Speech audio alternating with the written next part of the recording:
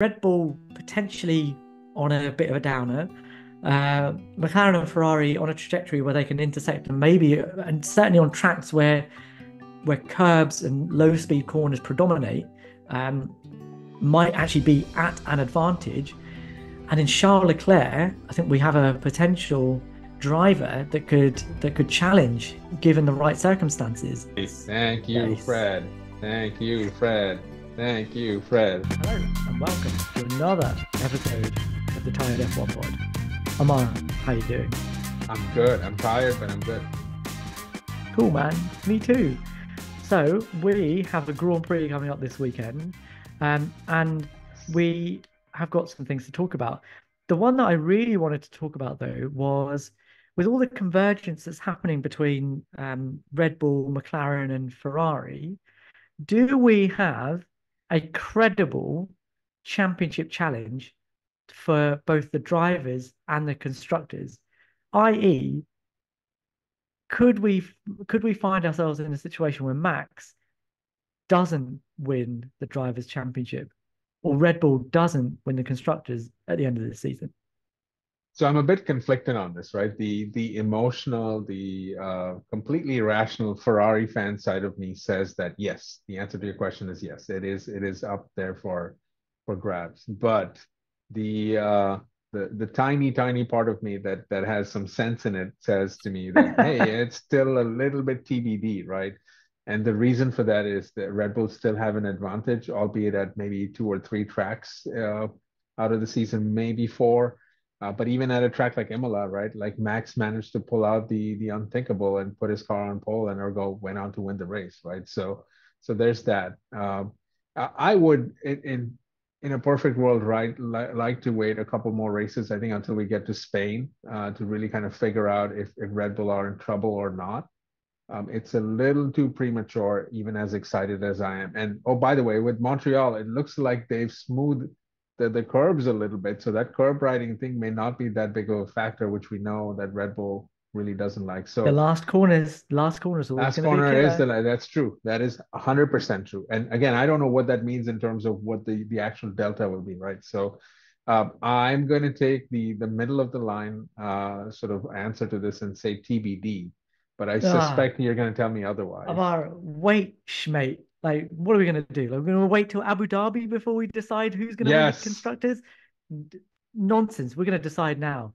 All right. Um, all right, let's break this down. Okay, so let's talk about drivers to start with. And what do you need for the drivers to be on, right?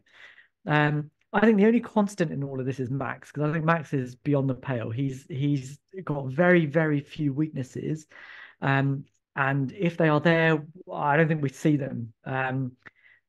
He's quick, he's very consistent, um, and he's very, very committed in whether he's driving on his own or if he's driving around other people. So I think actually he's the only constant in all of this. Everything else is a moving part. And those are the things that I want to discuss. I think there's three main things here. One, are Red Bull hitting a ceiling and therefore are they catchable? Two, are Ferrari or McLaren, are they on a trajectory that means that they can intercept that they can either reach or overcome Red Bull as they are starting to flatten off? And three, and this is the most interesting one, do Ferrari in particular have the driver brackets S close brackets to mount a championship Be challenge careful against Max now. Verstappen? Be careful. Oh my God. You're doing blasphemous stuff now. Okay. Oh my Okay, God. so let's talk about let's talk about the first thing first. So, um, do we think that Red Bull are in danger of hitting a brick wall, as it were? I think there's been pretty telling signs, no? Right? I mean, even I mean, Newey said something a few weeks ago. I think even Max gave his sort of very open, very candid sort of response to say, look, in Monaco and our weaknesses were found out. We were found out, and I think there is some trouble ahead, right? Because it does seem like the RB20 is has a bit of a ceiling. I think that's a Indeed. fair thing to look at.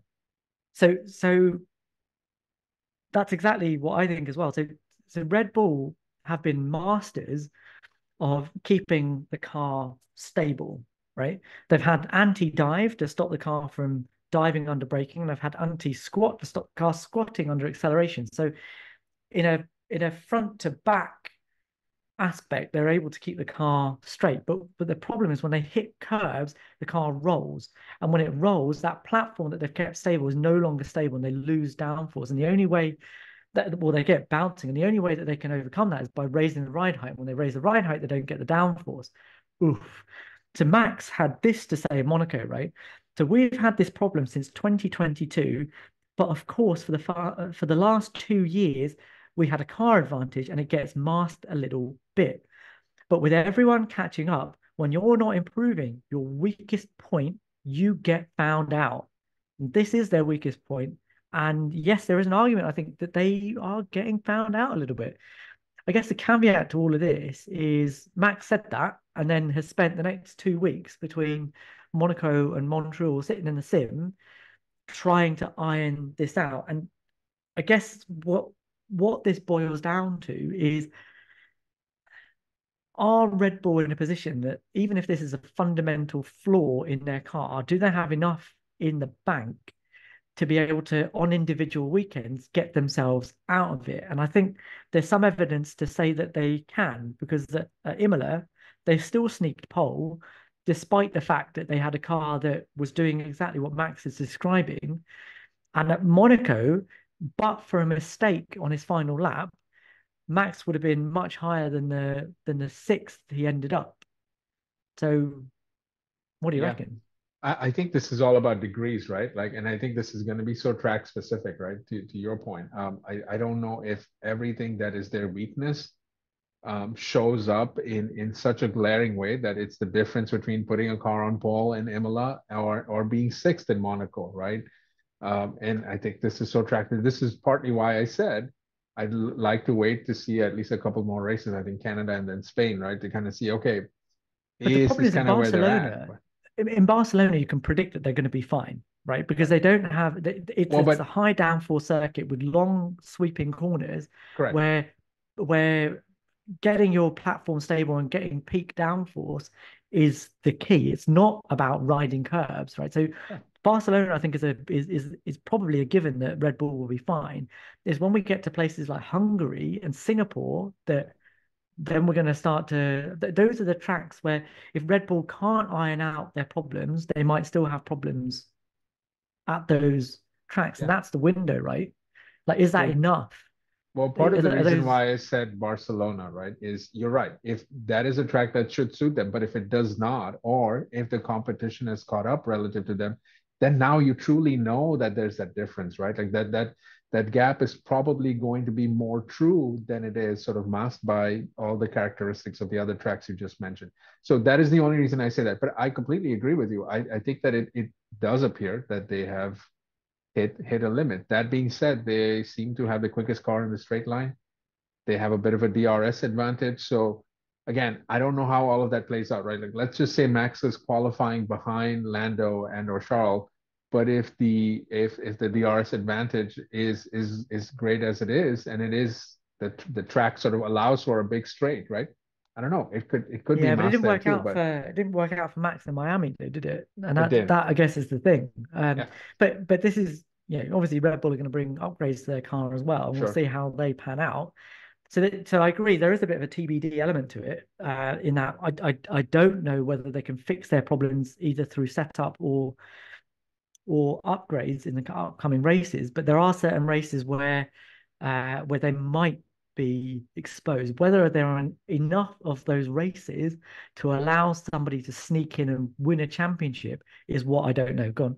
And we have to talk about the drivers in this, right? Because I know you talked about Max being the one constant, but Checo has not done well here lately, right? So And we're going to come to that. We are going to yes, so come to we that. should We gonna are do going to that. come to don't worry. I have not forgotten. Okay.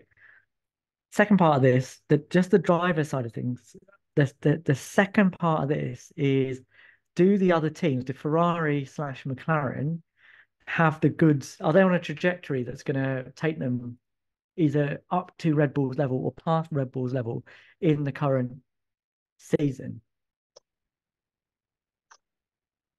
It depends on what they're going to bring, right? It seems like McLaren's taken a big swing out of this, and they have managed to make quite the big gain. I don't know what they have left in terms of what they can bring in terms of future developments, and if those can have a sizable impact. But again, we've seen a good enough sample size to say, look, they can be there, and they do have a driver pairing that either of them can really put the car on pole, right? And we've seen how great Oscar is, and we're waiting to see him deliver all the goods, right? And he hasn't done that yet, in part because of bad luck. It could happen.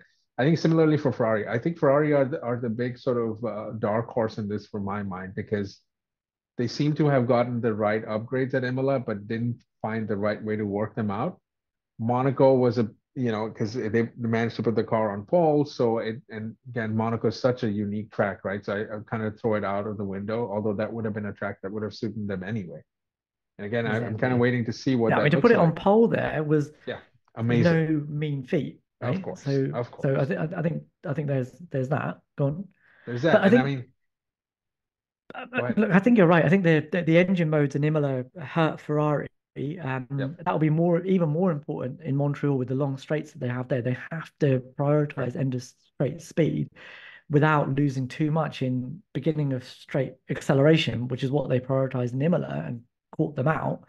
But yeah, I mean, the upgrades seem to be doing what they want them to do, and that roll problem that Red Bull have, Ferrari and McLaren don't seem to have that problem, and they seem to be able to ride the curves much more aggressively. It means their drivers can attack the track much better than the Red Bull drivers can, and that I think in the upcoming circuits will give them an advantage, whether or not they have the out and out peak downforce stability and speed through fast and medium speed corners. McLaren seem to have that, and Ferrari seem to be getting there as well. Whether they have that to match Red Bull, don't know. I don't think so. And I think you're going to find at Barcelona and Silverstone that Red Bull is still ahead, and you know it might be a bit closer. Yes, the deltas might be a bit tighter, but that delta doesn't matter if Red Bull can eke out an advantage over a race distance, or get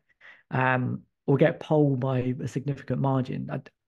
I think it probably doesn't make any difference. But on the low speed tracks like Montreal, with the low speed corners, as it were, and Singapore and Hungary, their trajectory suggests that they can intersect, right? I They think would be ahead, that's I think, on those circuits. You Yeah, could put yeah, I them agree. ahead. So Red Bull are prime for the picking there. Okay, let's talk about drivers. Um, so let's talk about this very quickly, right? That from a con point of view, right? Red Bull have elected to stick with Sergio Perez for another couple of seasons. How does that play out in terms of drivers and constructors for Red Bull?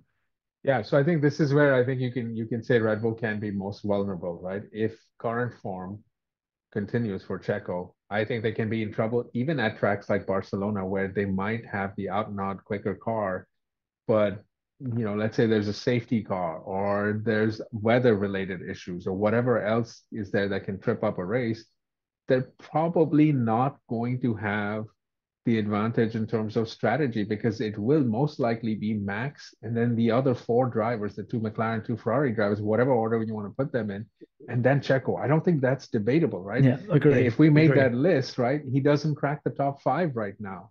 I mean, So he's I out in think that quali that's gonna, one, like yeah, in too many races, man. You cannot be correct.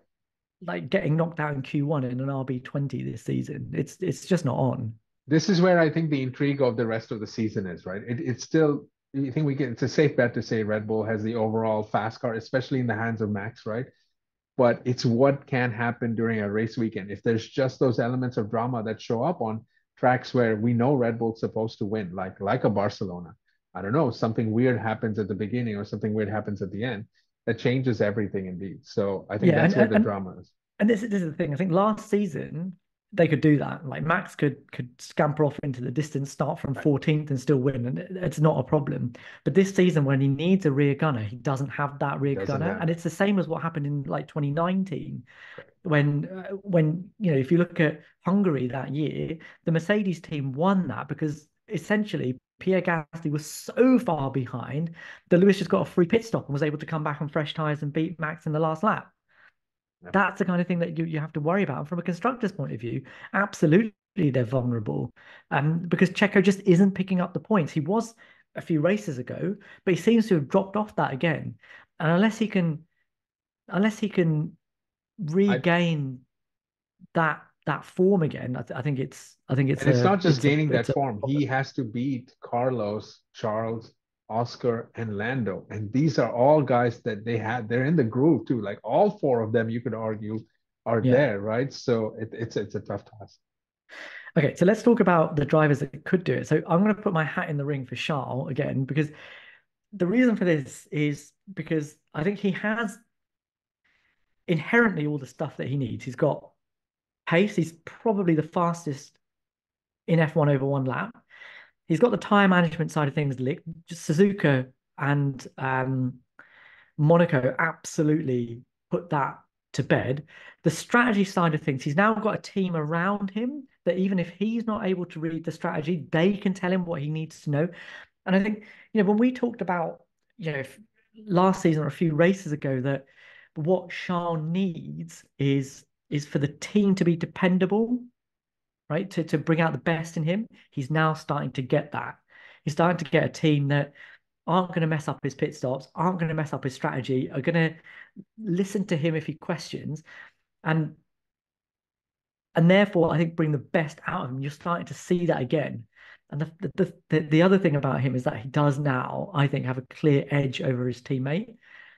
I think Carlos does have a Yeah, purple patch within every season where he's really yeah, good, but that then goes away, and yeah. Charles then reasserts himself, and the most impressive thing about Charles for me in that respect is that he learns, is that he sees where his deficit is, works on it, gets better, and then reaches a new level. And every step is a new level for me.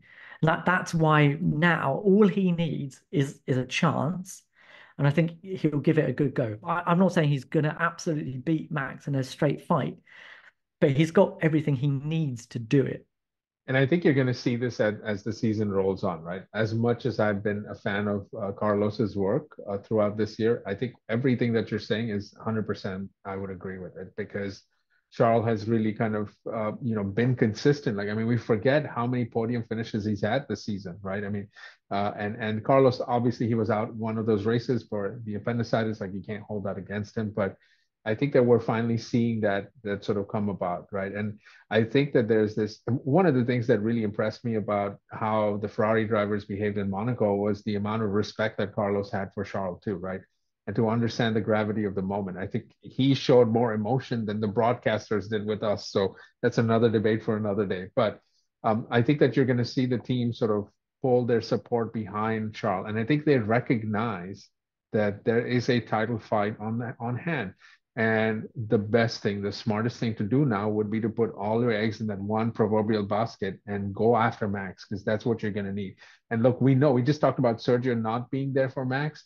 Carlos could be Carlos there definitely for will him. be. Yeah, He yeah, he will be definitely there. would be. So I think Definitely that would be. they're smart enough to do that right now. Hopefully they're talking about that right now as well. So Yeah, I agree.